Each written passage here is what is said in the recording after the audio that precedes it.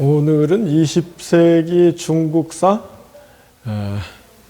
대표적인 인물 장개석, 장제스를 중심으로 한번 20세기 중국사를 한번 생각해 보기 원합니다. 중국이 우리 한반도에 미친 영향은 그야말로 절반 이상 어마어마한 영향을 미쳐왔는데요. 그 중심에 서 있는 인물이 장개석. 장개석은 1886년, 87년에 태어나서 1975년 죽기까지 88세를 산 그야말로 풍운화입니다. 1887년에 태어나고 어릴 때 10살도 안 됐을 때 아버지가 돌아가셔서 홀어머니를 모시고 아주 가난하고 힘든 그런 유년기를 보냈는데 어머니가 엄격한 유교를 신봉하는 그런 분이어가지고 장개석이 조금만 자세를 흐트러뜨려도 호되게 매를 때리고 그래서 장개석이 그렇게 자랐다고 합니다. 그만큼 장개석이 유교적인 지도자면서 또 엄격한 그런 지도자가 된 원인 배경에 어머니의 교육이 있었다고 할까요? 근데 이제 다 아시다시피 19세기 말 청일전쟁에서 청나라가 일본에 패배하고 20세기 초 1905년인가요?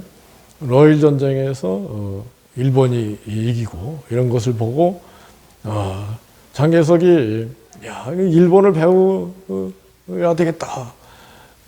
청년 시절에 이런 마음이 일어나가지고 특히 일본 군대 그래서 20세기 초 20살도 안 됐을 때 일본 육군사관학교 예비 학교에 가서 2년 동안 공부를 하고 훈련을 받았다는 거죠. 그런데 이제 이 중국의 신해혁명 일어나가지고 중국이 청나라가 망하고 공화국 국민공화국이 선포되고 그러니까 중국 자기 모국을 위해서 돌아온 거죠. 중국은 우리가 다 아시다시피 아편전쟁 이후 서구 열강 제국주의 세력이 그야말로 이 반식민지 상태로 중국을 뜯어먹었다고 할까요? 그런 상황이 됐는데 무엇보다도 하여튼 19세기 말에 결정적으로 동양의 일본한테 패배하면서 퍼스트 시노 저패니스 워라고 그러던데 1차 중일 전쟁에서 그 전쟁이 또 우리나라 한반도에서 일어나지 않았습니까?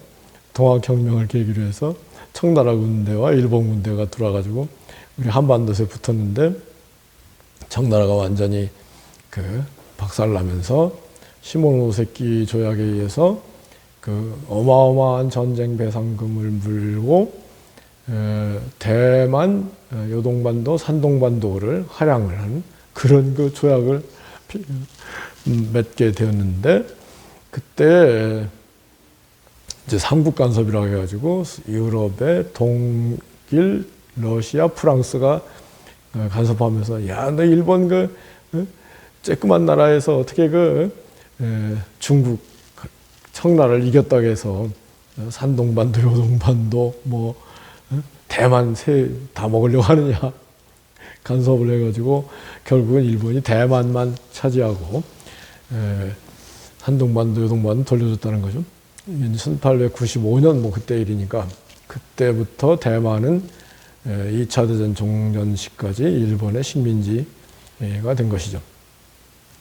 그리고 나서 이제 그런 비참한 청나라 황실, 특히 시태후가 뭐 당나라 때 측천무후처럼 스스로 칭제라고 하는 거예요. 황제라고만 안 했을 뿐이지 실제로 측천무후가 시태후가 황제 노릇하면서 아들 뭐 광서제를 유폐시키고 뭐 사치 부패 그런 상황이 됐기 때문에 의식 있는 중국의 지도자들, 특히 한족들 대표적인 사람이 선문이죠. 선문이 흥중해 중화를 일으키자, 뭐 멸청흥한 청나라를 멸하고 한나라를 세우자, 뭐 이래서 이제 순원 중심으로 일어난 운동이 신해혁명이었죠. 신해혁명에 의해서 청나라가 망하고 이제 당시에 최고의 군벌이랄까요? 최고의 군사 우두머리는 청나라의 우두머리가 우얀스카이였습니다.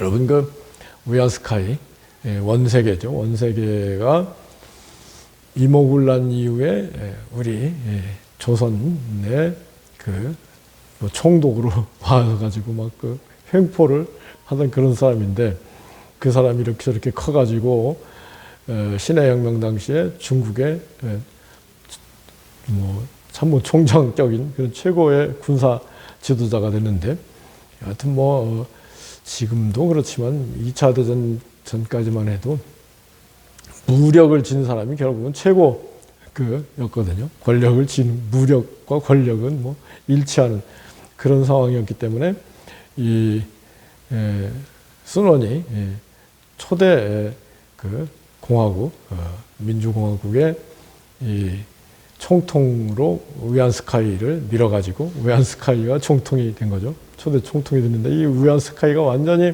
시대착오적인 사람이어가지고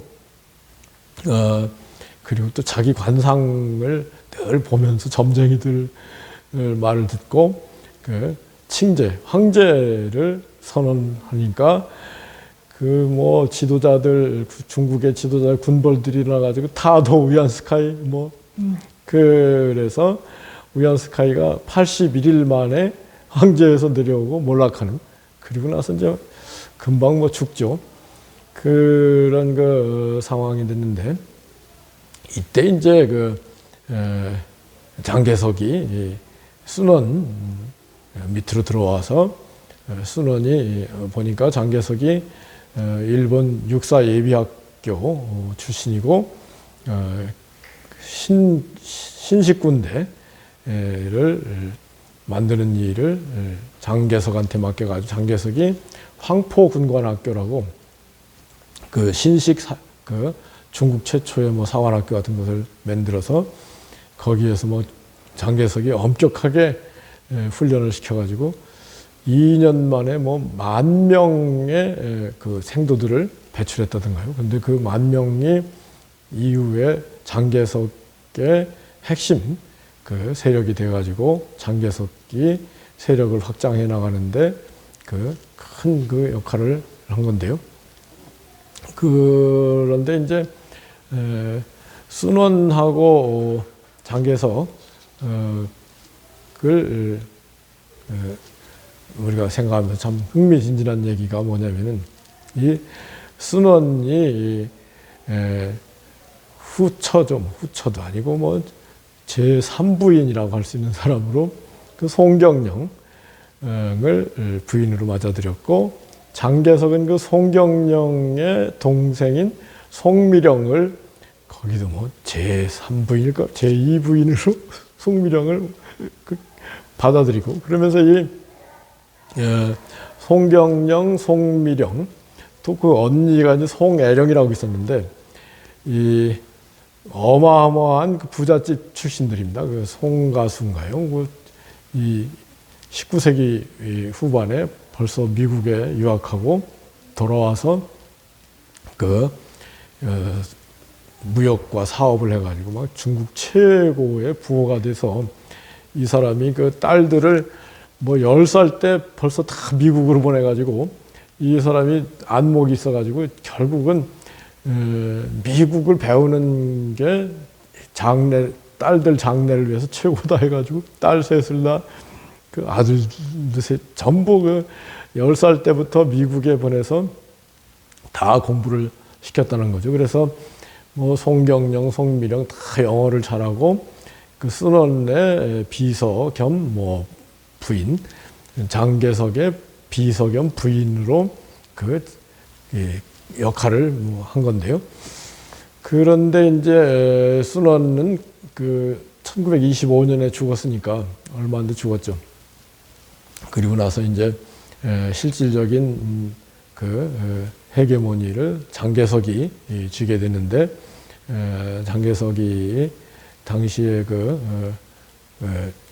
북쪽, 동북 쪽에 그 군벌이었던 그 장장님이라고 있었습니다. 장장님.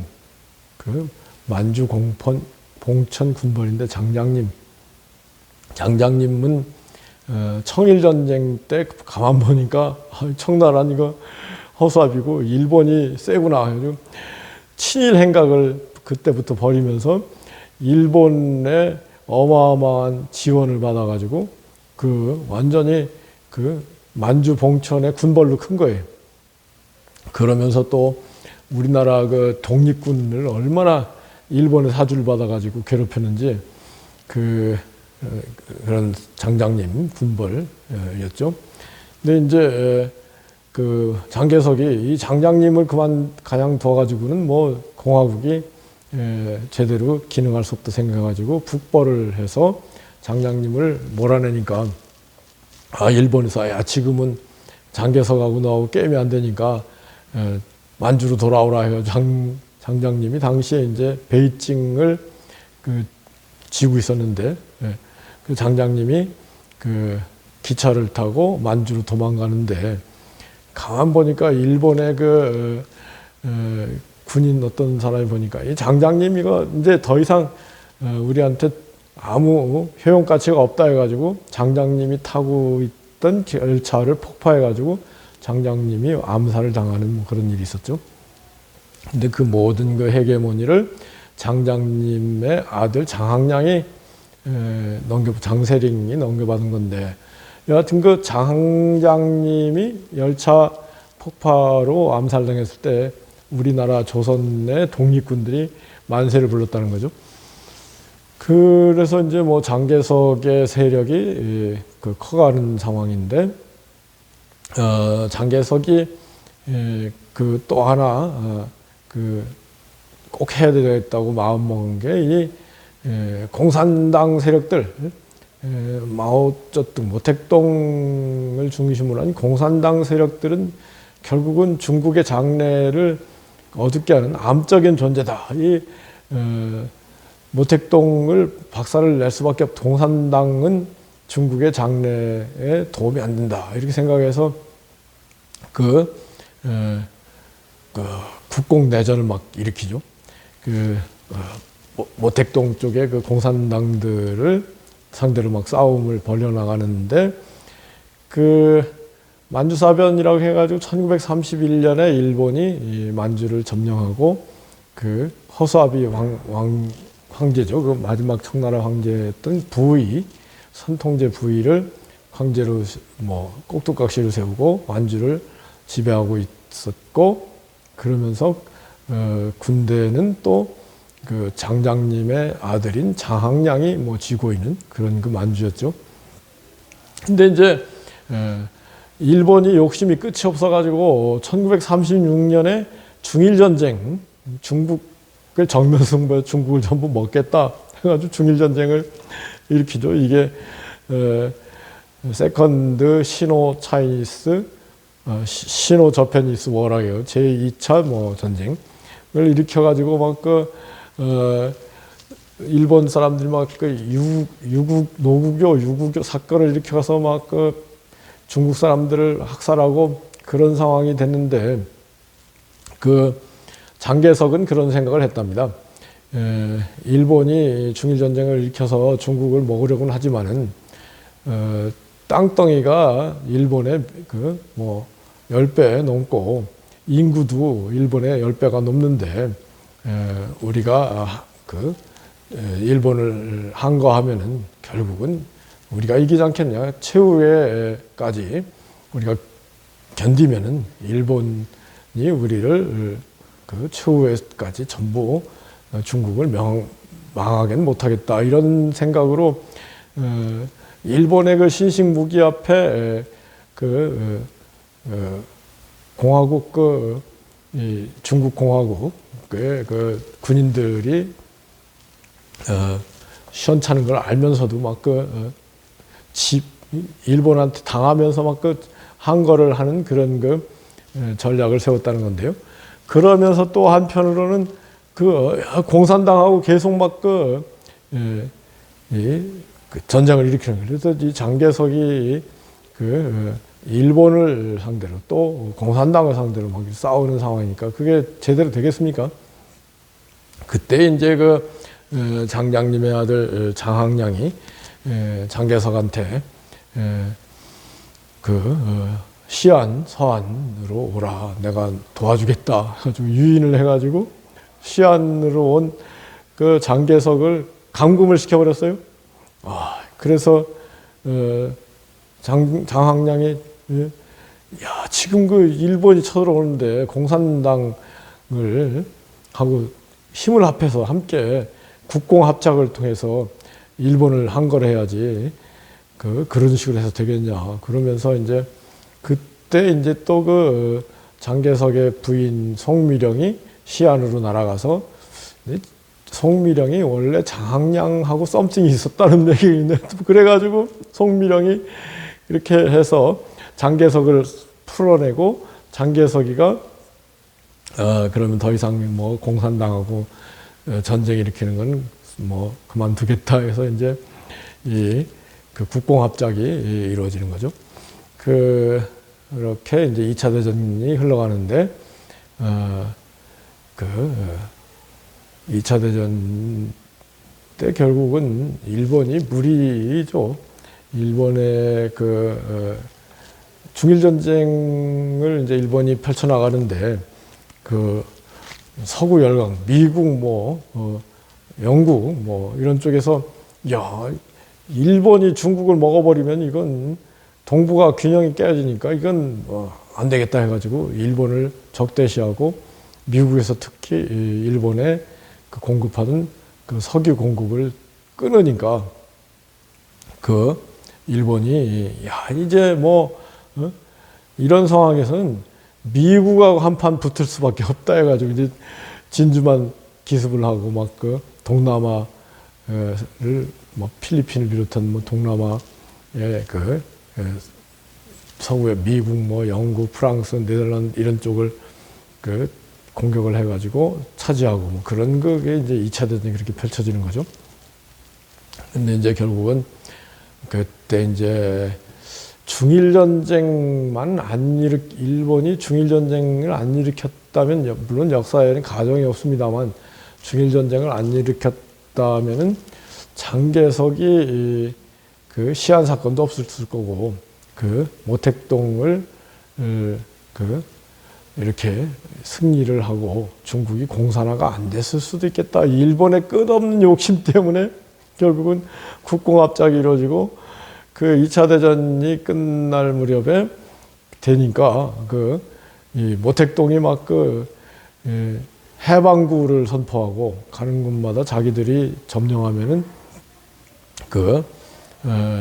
정작 일본하고는 별로 안 싸우고 민중들 한테 토지 분배하고 농민들을 상대로 해가지고 지지를 얻고 해방구를 만들어주고, 그래서 모택동 홍군이죠. 공산당 군인들이 가는 곳마다 농민들이 땅을 주니까 환호하고 그런 마당인데, 이 장개석은 자본주의 미국 이 재벌들 이런 쪽 편을 들면서 농민들, 정작 중국의 그 인구의 대부분을, 민중의 대부분을 차지하는 농민들의 지지를 못 얻고 오히려 뭐 부패하고 그런 그 강압적인 그런 통치를 하면서 그 민심이 떠나가 버린 거예요. 그런 상황에서 이제 그 2차 대전이 끝났는데 2차 대전이 끝났을 때도 뭐 여전히 뭐 장개석의 세력이 중국의 대부분을 차지하고 있을 정도였는데, 그래서 이제 장개석이 2차 대전 뒤에 뭐 여러 가지로 그 중국의 실질적인 지도자로 나서면서 미국과도, 미국은 원래 부인 송미령이 완전히 미국파, 친미파여가지고 송미령이가 장개석이 이런 전쟁을 하는 데 있어서 뭐 무기가 떨어지고 그러면은 송미령이 미국으로 가서, 송미령이 프랭클린 루스벨트 대통령의 부인이었던 엘레노 루스벨트하고 친했답니다. 근데 엘레노 루스벨트한테 가서 울면은 엘레노 루스벨트가 남편 대통령한테 얘기해가지고 무기 보내주고 뭐 그래서 견디고, 그런 송미령이 아주 역할을 상당히 했다는 거죠. 동양 여성으로서 최초로 미국 상하 합동 회의에 가서 연설을 한 사람들이 송미령이라는 건데, 근데 이제 미국, 그 다음에 일본에 대해서는 장개석이 장개석이 청년 시절에 일본의 예비 사관학교를 2년 동안 다닌 일본 통이잖아요. 그러니까 일본 사람들 본국으로 귀국하는 거에 대해서 안전을 보장하고, 우리는 일본에 대해서 뭐 전쟁 배상금을 요구한다든가 복수를 하지 않겠다, 그런 일본에 대한 유화책을 쓰고, 또 이제 소련에 대해서도 중소 우호 조약도 맺고 뭐 그러면서 당시 임시 수도였던 충칭, 중경으로 모택동을 불러가지고 우리 앞으로 잘해봅시다, 그런 식으로 유화 정책을 펼쳤는데, 장개석이가 결국은 이 모택동 공산주의 세력, 공산주의라는 건 근본적으로 프롤레타리아트 혁명을 통해서 자기들 혁명을 일으키는 그런 본질을 가지고 있는 걸 이제 이 장개석이 꿰뚫고 있었죠. 그래가지고 결국은 1946년부터 다시 또 국공 내전을 일으키는데, 근데 민중의 지지가 중요한데 이 장개석이가 민심을 완전히 잃고, 반면에 장개석 모택동의 홍구는 농민들한테 토지 분배를 하면서 민심을 얻고, 그러니 군대 수도 뭐 처음에 10대 이쪽이 100만이면 이게 200만, 300만이었다는 거죠. 무기도 미국의 무기를 어마어마하게 받아들여가지고 그랬는데도 불구하고 이 민중의 지지를 받는 홍군한테 계속 패배해가지고 장개석이 1949년에 패배를 인정하고 대만으로 도망갈 수밖에 없었잖아요.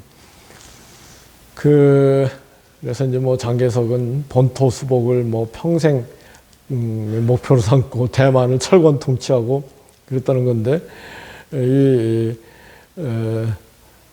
그게 불가능한 거 아니었습니까? 근데 장개석이 우리나라 이승만 대통령하고 아주 친한 그런 사이였습니다. 같이 공산주의에 대한 타도 공산주의 이런데 의기투합하고 그런 상황이었는데, 이 6.25가 일어났잖아요.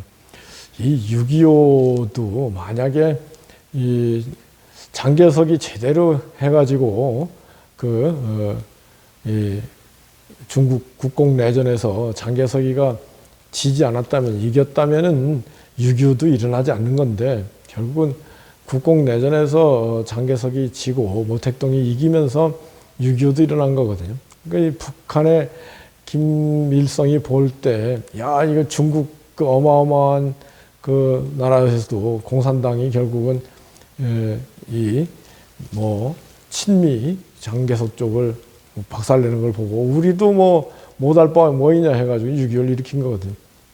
근데 중국하고 우리 한반도하고 사정이 달랐다는 것은 이 1949년이죠. 그러니까 1950년 6.25가 일어나기 1년 전에 이승만 대통령이 그 농림부 장관이었던 조봉암을 시켜서, 물론 조봉암이 뛰어난 사람이죠.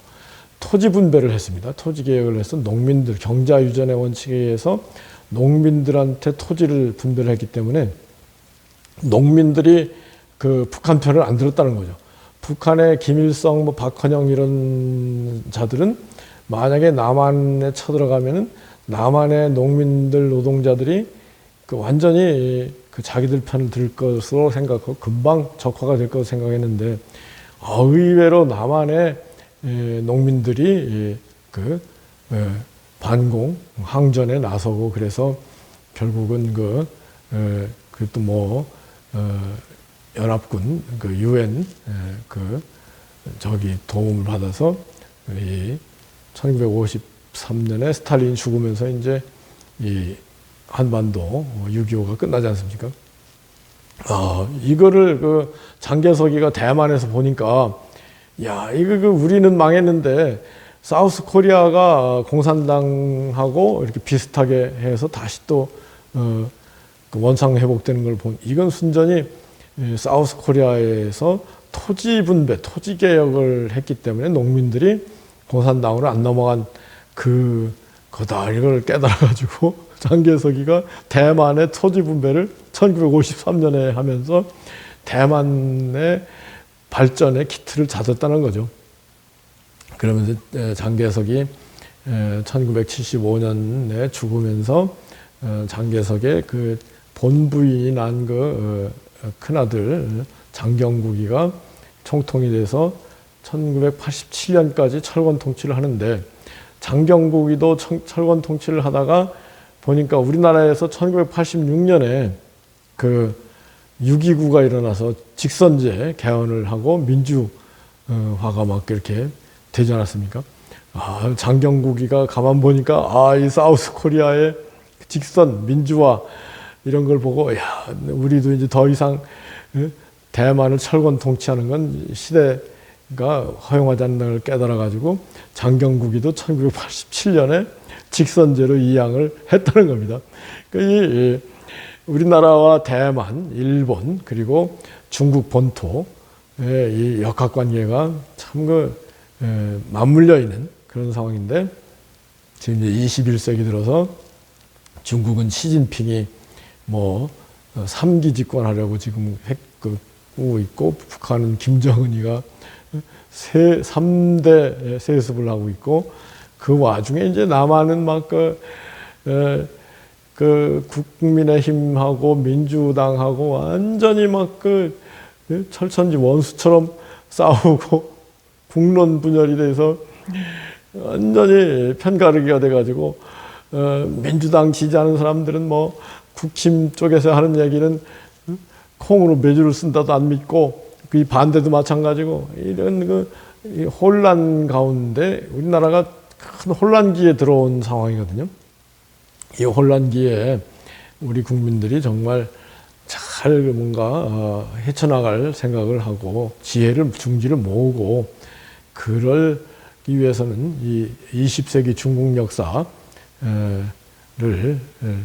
어느 정도 알면서 한반도가 중국과 일본 가운데 또 뭐 서구 열강 가운데서 어떻게 역사가 흘러왔는가를 참고를 하면서 우리가 절대로 뭐랄까요?